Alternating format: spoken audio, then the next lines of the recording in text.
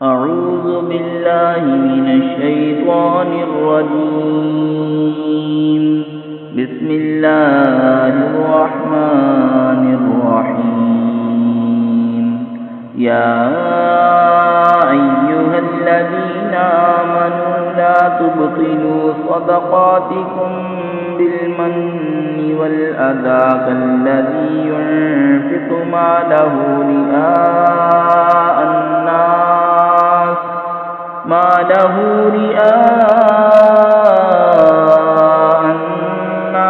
ولا يؤمن بالله واليوم الآخر فمثله كمثل صفوان عليه تراب فأصابه وابل فتركه صلدا لا يقدرون على شيء مما كسبوا والله لا يهدي القوم الكافرين.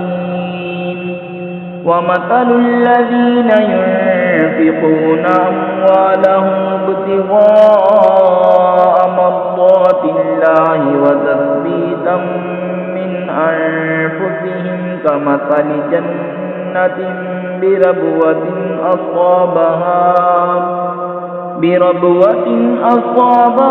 وابل فآتت أكلها ضعفين فإن لم يصبها وابل فطل والله بما تعملون بصير. أيود أحدكم أن تكون له جنة من نخيل وأعناب تجري من تحتها الأنهار له فيها من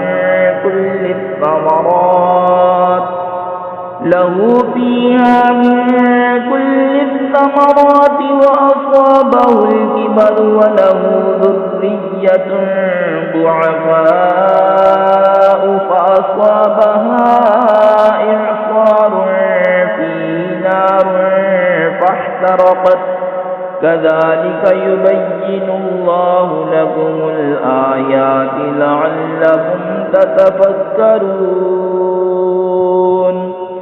اے ایمان والو، اپنے صدقے باطل نہ کرو احسان رکھ کر اور ایذا دے کر، اس کی طرح جو اپنا مال لوگوں کے دکھاوے کے لیے خرچ کرے اور اللہ اور قیامت پر ایمان نہ لائے، تو اس کی کہاوت ایسی ہے جیسے ایک چٹان کہ اس پر مٹی ہے، اب اس پر زور کا پانی پڑا جس نے اسے نرا پتھر کر چھوڑا.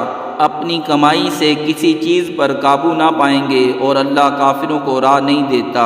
اور ان کی کہاوت جو اپنے مال اللہ کی رضا چاہنے میں خرچ کرتے ہیں اور اپنے دل جمانے کو اس باغ کی سی ہے جو بھوڑ پر ہو، اس پر زور کا پانی پڑا تو دونے میوے لایا، پھر اگر زور کا می اسے نہ پہنچے تو اوس کافی ہے اور اللہ تمہارے کام دیکھ رہا ہے.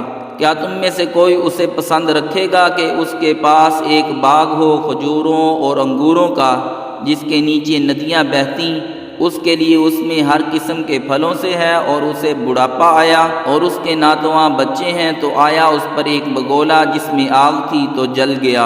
ایسا ہی بیان کرتا ہے اللہ تم سے اپنی آیتیں کہ کہیں تم دھیان لگاؤ. صدق اللہ العظیم.